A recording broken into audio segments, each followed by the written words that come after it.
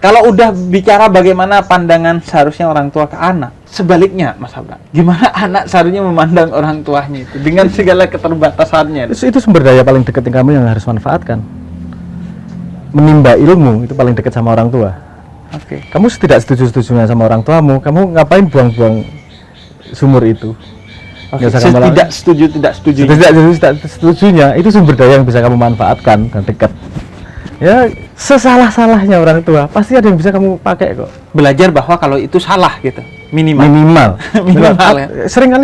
Seringkali bahwa kamu belum paham apa yang dimaksud orang tua. Iya. Seringkalinya itu karena belum cukup dewasa untuk memahami. Sekarang kok gitu sih nggak masuk akal biasanya gitu. Tapi ntar dewasa, oh iya ya dulu bapak pernah ngomong gini ya. Berapa penonton yang alami lihat? Ketika kecil sangat melawan orang tua, ketika tumbuh dewasa mulai iya ya. Kalimat pantas bapak saya gini, oh iya ya pantas ya bapak saya. Tentang kearifan juga biasanya kita gitu. Walaupun ada yang sebaliknya. Ada yang sebaliknya, karena bisa terbangun dari mitos kan, kearifan itu. Ya. Apa yang disebut dengan kearifan itu.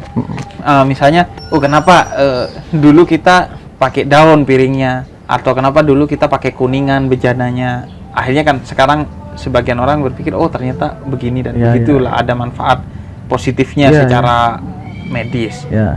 Oke, melihat berarti ya apapun keadaan orang tuamu ya melihat sebagai sumur tadi yang pasti bisa ditimba sih. Kalau saya kan garis bawahnya berpikir utilitarian ya.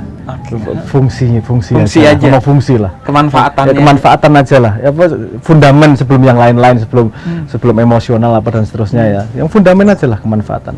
Bisa nggak sih kamu ambil manfaat dari situ? Ilmunya sebanyak apa sih? Paling nggak kamu bisa satu variabel bisa kamu hilangkan.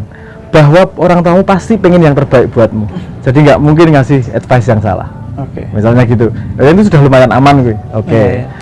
Jadi sayang kalau dibuang, ngapain sih? Pengalaman buruk aja punya nilai, fungsi penting dan nilai untuk pertumbuhan kita, apalagi orang tua. Nah, pola komunikasinya gimana seharusnya, Mas Abra? Gak ada seharusnya tuh, menurutku. Semua punya tipikalnya sendiri-sendiri. Karena kegagalannya sering di sana. Betul. Kegagalan komunikasi anak dan orang tua. Betul.